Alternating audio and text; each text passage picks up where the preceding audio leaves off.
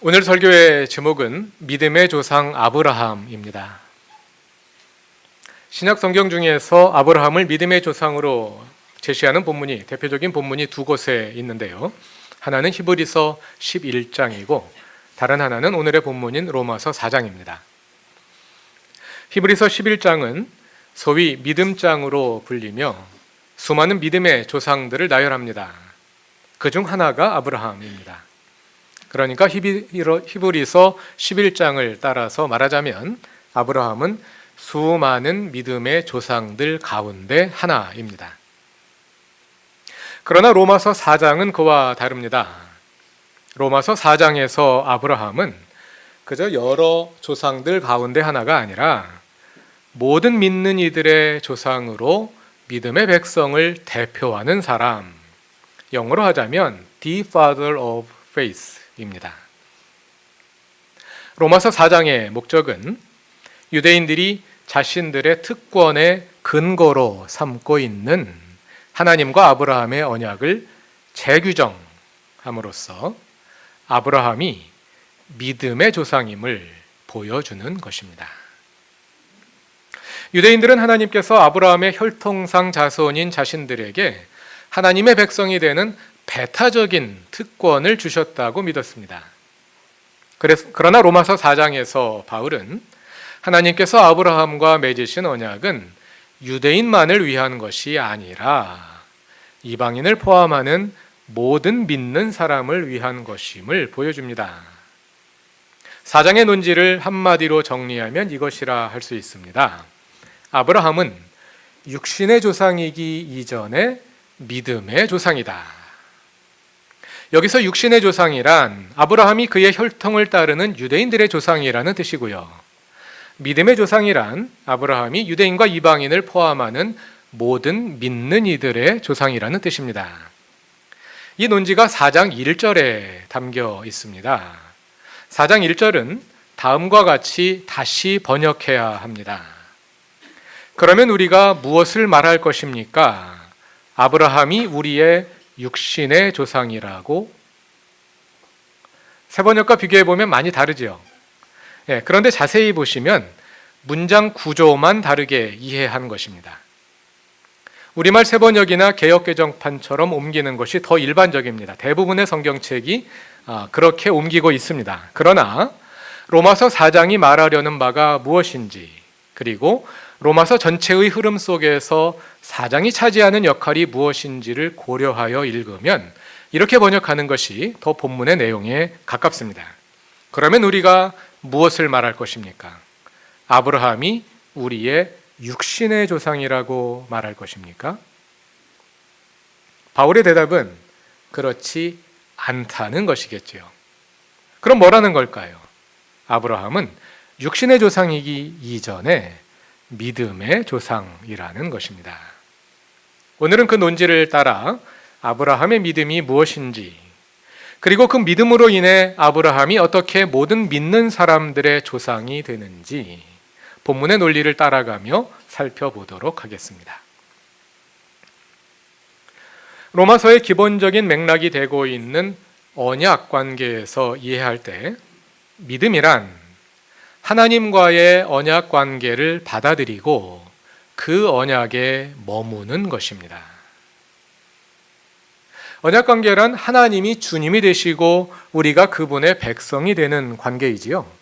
그것을 한마디로 한 것이 하나님의 주 되심입니다.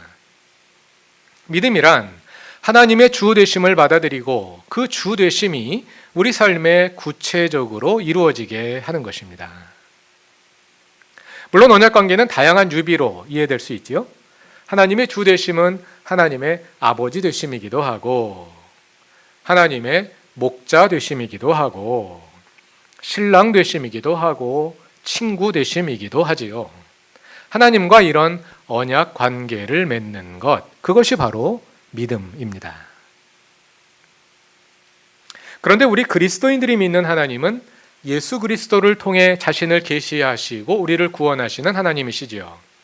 그래서 우리의 기독교 신앙을 좀 더 구체적으로 정의하자면 믿음이란 우리 죄로 인해 십자가에서 죽으셨을 뿐 아니라 죄의 세력을 이기고 다시 살아나신 하나님의 아들 예수 그리스도를 우리의 주님으로 받아들이고 그 예수의 주 되심이 우리 삶 전체에 실현되게 하는 것이라 할 수 있겠습니다.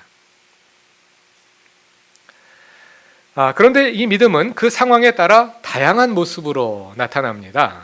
무엇보다 믿음은 저 하늘을 바라보는 소망으로 나타납니다. 하나님이 모든 것의 시작이시기에 우리는 모든 것의 끝도 하나님께 있음을 믿으며 그래서 이 세상에 살지만 이 세상에 함몰되어 살지 않습니다. 그 믿음은 이 땅의 삶을 변화시킵니다. 모든 사람들이 돈을 따라가며 돈이 우리를 행복하게 해주리라 기대하지만 우리는 거기에 궁극적인 기쁨이 있지 않음을 알고 그보다 더 본질적인 신앙의 가치를 따르며 거기에서 행복을 누립니다. 그래서 믿음은 때로 고난을 이겨내는 인내로, 미래를 멀리 내다보는 소망과 기다림으로 나타납니다. 이 역사를 주관하시는 하나님을 신뢰하기에 우리는 과거에 매이지 않고 새로운 미래를 소망하며 그래서 그 미래를 오늘에 선취하며 살아갑니다.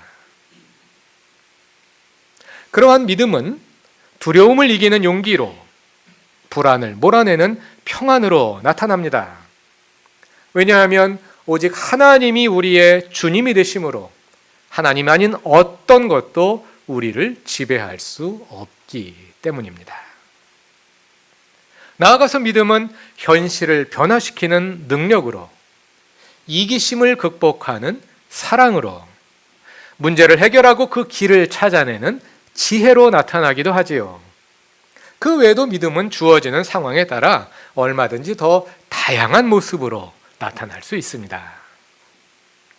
그러나 이 모든 것은 믿음의 결과이자 하나의 양태일 뿐이지, 하나의 겉모습일 뿐이지 본질은 아닙니다. 믿음의 본질은 예수 그리스도의 하나님이 우리의 주님이 되시게 하는 것입니다. 그분과 언약 관계를 맺고 그분을 신뢰하며 그 관계 안에 머무는 것입니다. 이것이 믿음의 본질입니다. 그래서 우리가 믿음을 이해할 때 한 가지 분명한 바탕이 되어야 할 것은 믿음이란 하나님에 관한 교리를 믿는 것이 아니라, 하나님에 관한 어떤 사실을 믿는 것이 아니라 하나님, 그분을 믿는 것이라는 점입니다. 물론 우리가 하나님을 믿기 위해서는 하나님이 어떤 분이신지를 알아야 되겠지요. 그러기 위해서는 하나님에 관한 중요한 사실들과 그 사실들을 체계화하여 만들어진 교리가 우리의 믿음에 중요한 역할을 하는 것은 분명합니다. 그러나 이 모든 사실들은 각 사람이 경험하는 하나님의 일면일 뿐이지요. 그것은 우리의 신앙의 대상인 하나님을 설명해주고 그 하나님께 나아가는 것을 도와주는 부수적인 역할을 할 뿐, 그 믿음의 본질은 아닙니다. 믿음의 본질은 하나님, 그분을 믿는 것입니다. 다시 말해서 믿음이란 하나님이 주시는 선물을 믿는 것이 아니라 선물을 주시는 하나님을 믿는 것입니다. 하나님 나에게 어떤 선물을 주실 줄 내가 믿습니다. 강하게 믿는다 그래서 그 믿음이 큰 것이 아닙니다. 하나님이 이 문제를 해결해 주실 줄 믿습니다. 그 믿음이 강하다 그래서 믿음이 강한 것이 아닙니다. 그건 믿음의 하나의 모습일 뿐입니다. 믿음은 하나님이 주시는 선물을 믿는 것이 아니라 그 선물을 주시는 하나님을 믿는 것입니다. 선물을 믿는 사람은 선물을 안 주시면 믿음이 흔들립니다. 그러나 하나님을 믿는 사람은 선물을 주시든 안 주시든 믿음이 흔들리지 않습니다. 왜냐하면 하나님을 믿는 사람은 하나님이 주시는 선물보다 하나님이 더 크신 분임을 알기 때문입니다. 그 선물보다 하나님을 더 좋아하기 때문입니다. 믿음이란 이처럼 하나님과 전인적으로 그리고 우리 삶의 모든 차원에서 관계를 맺는 것입니다. 하나님을 우리의 주님으로 맞아들이고 하나님이 우리의 평생에서 시간적으로 평생으로 그리고 동시적으로 우리의 삶의 모든 작고 큰 모든 영역에서 우리의 주님이 되시게 하는 것이지요. 그와 마찬가지로 하나님이 우리의 아버지가 되시게 하고 우리의 목자가 되시게 하고 우리의 신랑이요 친구가 되시게 하는 것입니다. 이렇게 하나님과 친밀한 관계를 맺는 것, 그것이 믿음입니다. 아브라함의 믿음도 그런 것이었습니다. 로마서 4장 3절은 창세기 15장 6절을 인용하여 아브라함의 믿음에 관해 말하는데요. 여기에 인용된 구절은 하나님께서 아브라함과 언약을 맺으시면서 하신 말씀입니다. 다 같이 창세기 15장을 찾아봅시다. 로마서 4장 그대로 잘 붙잡아 두시고요. 창세기 15장으로 가보겠습니다.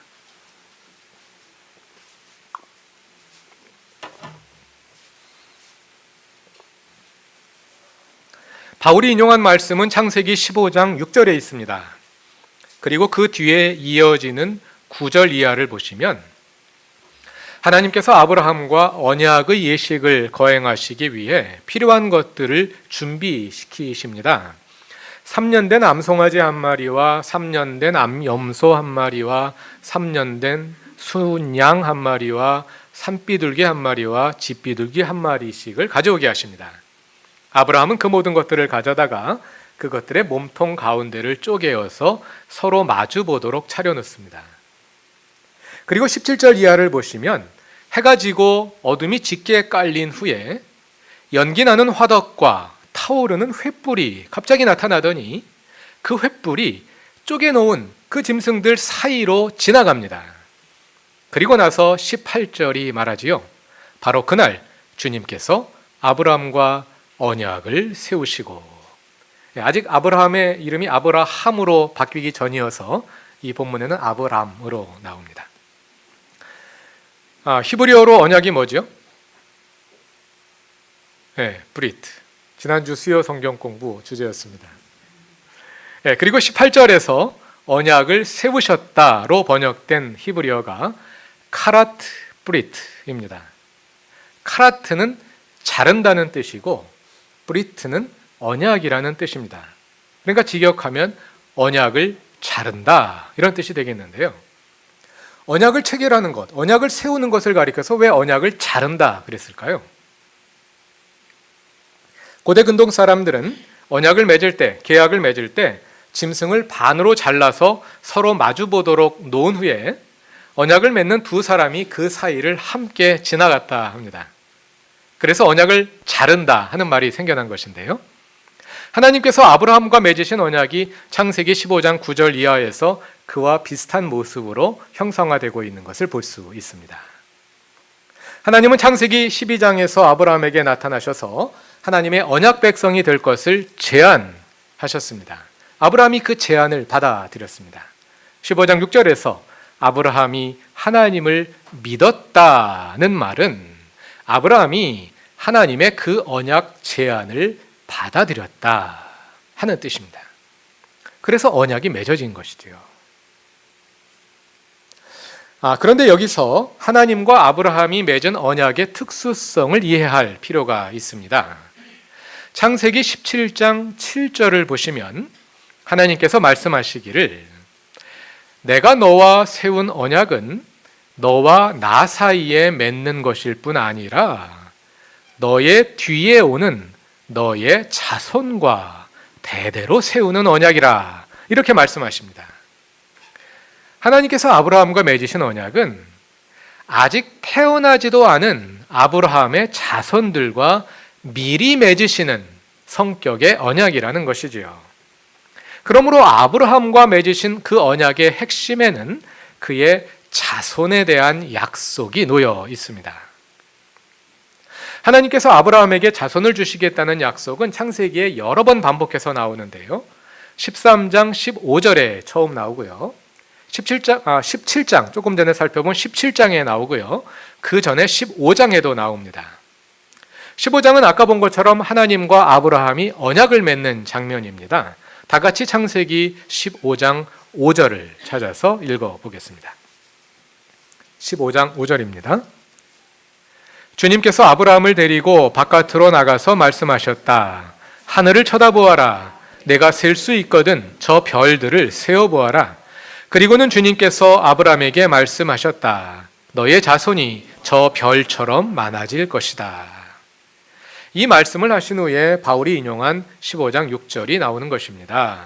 아브라함이 주님을 믿으니 주님께서는 아브라함의 그런 믿음을 그에게 의로 여기셨다. 이처럼 아브라함의 자손에 대한 약속은 하나님께서 아브라함과 맺은 언약에서 핵심적인 위치를 차지하고 있음을 알 수 있습니다. 아브라함이 믿은 하나님은 바로 아브라함의 자손이 하늘의 별처럼 많아지게 하셔서 그 자손을 당신의 백성으로 삼으실 그 하나님이십니다. 아브라함은 그 하나님을 굳건히 믿었습니다. 다시 말해서 아브라함은 하나님이 미래에 이루실 약속을 신뢰하며 하나님의 언약 제안을 받아들인 것입니다. 로마서 4장의 목적은 아브라함이 그 믿음으로 말미암아 어떻게 유대인과 이방인을 포함하는 모든 믿는 이들의 조상이 되는지를 보여주는 것입니다. 우리는 지난 주일에 로마서 4장 8절까지를 읽었는데요. 여기에서 바울은 아브라함이 육신의 조상이기 이전에 믿음의 조상임을 보여주기 위해서 먼저 아브라함과의 언약이 오직 은혜에 의한 것이었음을 보여주었습니다. 그저 수많은 이방인들 가운데 하나에 불과한 아브라함을 그가 아무런 조건을 갖추고 있지도 않았고 그가 무슨 특별한 공로를 세운 것도 아님에도 불구하고 무조건적으로 선택하시고 부르셨다는 것이지요. 그리고 이어지는 9절 이하에서는 아브라함의 언약이 할례와 관계없이 이루어졌음에 주목합니다. 유대인들은 할례받은 자신들이 아브라함의 자손이라고 생각하지만 그렇지 않다는 것이죠. 사건의 순서에 주목해 보자면 아브라함이 그의 믿음으로 의롭게 된 이야기는 창세기 15장에 나오고 그가 할례를 받은 이야기는 17장에 나오거든요. 그러니까 아브라함은 할례를 받기 전에 이미 할례와 관계없이 언약을 맺고 의로워졌다는 것입니다. 바울은 로마서 4장 11절에서 이를 설명하여 말하기를 아브라함이 받은 할례는 그가 그 전에 이미 믿음으로 얻은 의를 확증하는 표징이었을 뿐이다 하고 말합니다. 할례는 사후에 받은 확인증일 뿐이고 아브라함의 언약의 본질은 믿음이라는 것입니다. 유대인들은 아브라함을 할례받은 자신들의 조상, 곧 유대인들의 육신의 조상으로 여깁니다. 그러나 이것은 본질을 이해하지 못한 데서 기인한 생각이라는 것이지요. 사건의 본질은 믿음이기 때문입니다. 그래서 아브라함은 할례자의 조상이기 이전에 모든 믿는 자의 조상이라는 것입니다. 이어지는 13절 이하의 내용은 그것을 다양한 각도에서 다시 설명하는 것입니다. 아브라함이 누구의 조상이냐 하는 질문을 바꾸어 말하자면 아브라함의 상속자가 누구냐 하는 질문이 되겠죠. 그에 대해 바울은 율법으로 말미암은 자들이 아니라 믿음으로 말미암은 자들이 아브라함의 상속자다 이렇게 말합니다. 여기에서 주목할 것은 13절에 나오는 세상을 물려받을 상속자라는 표현입니다. 가나안 땅을 물려받을 상속자가 아니라 세상을, 코스모스라는 단어로 표현됩니다. 온 세상을 물려받을 상속자라는 것이죠. 아브라함의 유산은 단지 가나안 땅에 국한되는 것이 아니라 온 세상이 아브라함의 유산이라는 것입니다. 이 말은 하나님께서 아브라함과 언약을 맺으심으로써 의도하시는 것이 단지 유대인들만의 구원이 아니라 온 인류의 구원이라는 사실을 함의하고 있습니다. 그리고 또 그 뒤에 이어지는 16절과 17절은 지금까지의 논의를 종합한 소결론이라 할 수 있습니다. 오늘 우리가 함께 읽으신 본문인데요. 16절 끝부분에서 바울은 아브라함이 유대인만의 조상이 아니라 우리 모두의 조상이다 하고 말합니다. 16절을 다 같이 읽어보겠습니다. 이런 까닭에 이 약속은 믿음에 근거한 것입니다. 그것은 하나님께서 아브라함에게 이 약속을 은혜로 주셔서 이것을 그의 모든 후손에게도 곧 율법으로 사는 사람에게만이 아니라 아브라함이 지닌 믿음으로 사는 사람들에게도 보장하시려는 것입니다. 아브라함은 우리 모두의 조상입니다. 그리고 이어지는 17절에서는 아브라함이 모든 믿는 이들의 조상이라는 사실을 창세기의 인용문으로 뒷받침합니다. 창세기 17장 5절을 인용한 것인데요. 하나님께서 아브라함을 많은 민족의 조상으로, 유대인의 조상이 아니라 많은 민족의 조상으로, 모든 믿는 사람의 조상으로 세우셨다는 것입니다. 자, 그럼 아브라함의 믿음과 오늘 우리의 믿음은 어떻게 연결될 수 있을까요? 아브라함이 믿음의 조상이라는 말은 아브라함의 믿음과 오늘 우리가 가진 믿음이 본질적으로 연관된다 하는 그런 함의를 가지고 있지 않습니까? 로마서 4장 17절부터 끝에까지 논의가 바로 그것을 설명하는 것입니다. 그런데 우리가 그 전에 이 질문에 답하기 전에 아브라함의 믿음이 정확히 무엇이었는지를 우리가 정리해 볼 필요가 있습니다. 아브라함의 믿음, 아브라함이 믿었다는 말이 계속해서 나오는데 도대체 아브라함의 믿음은 뭘 믿는 믿음이었을까요? 어느 정도는 이미 다룬 내용입니다만 좀 더 정확히 알기 위해서 좀 더 상세하게 살펴보도록 하겠습니다. 아브라함의 믿음의 내용이 무엇인지를 알려면 본문에서 아브라함을 주어로 하여 믿는다는 말이 사용될 때 그 목적어가 무엇인지 찾아보면 되겠죠. 헬라어 원문을 보면 믿는다는 동사의 목적어가 없이 사용될 때도 있는데요. 목적어가 나오는 경우가 3번 있습니다.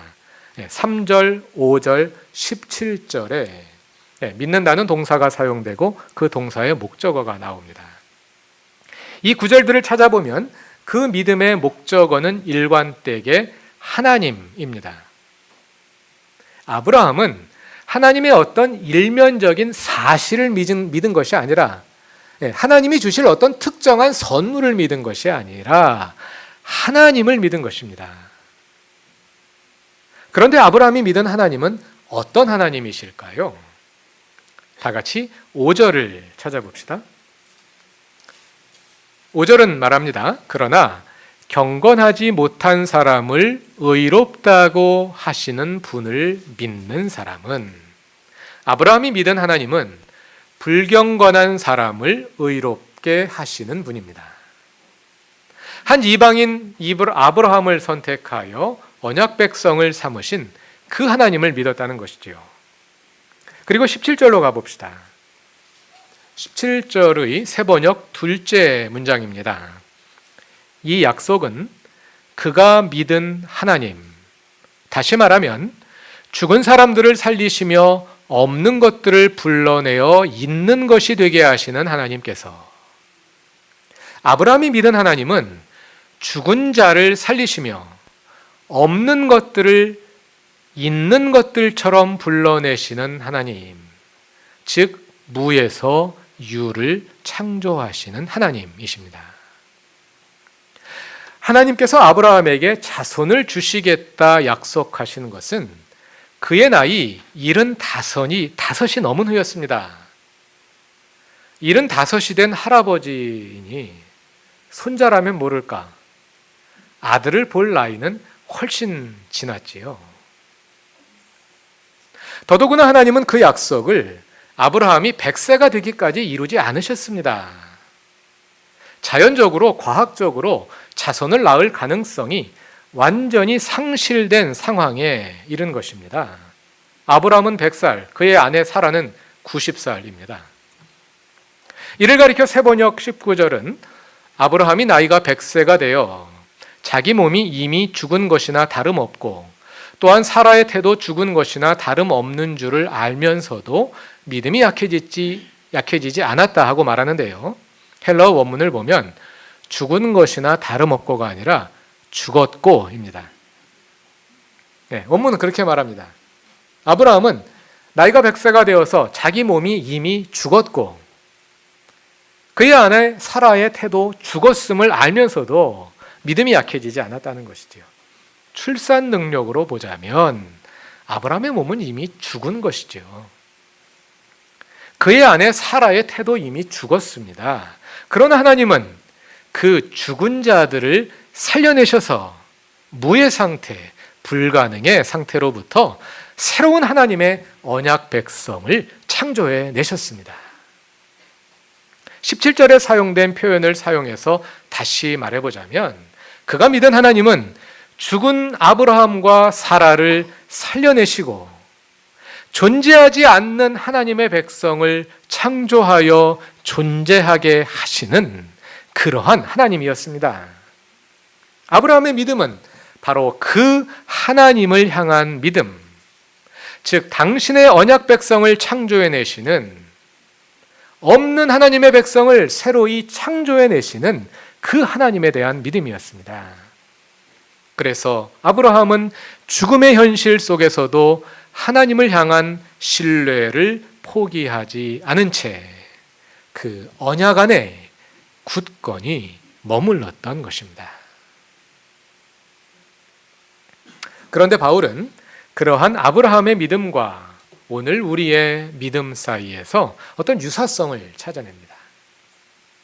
왜냐하면 우리가 믿는 하나님은 우리 주 예수를 죽은 자들 가운데서 살려내신 하나님이시고 예수 그리스도를 주님으로 믿는 자들을 의롭게 하셔서 무로부터 당신의 언약 백성을 창조해내시는 그러한 하나님이시기 때문입니다.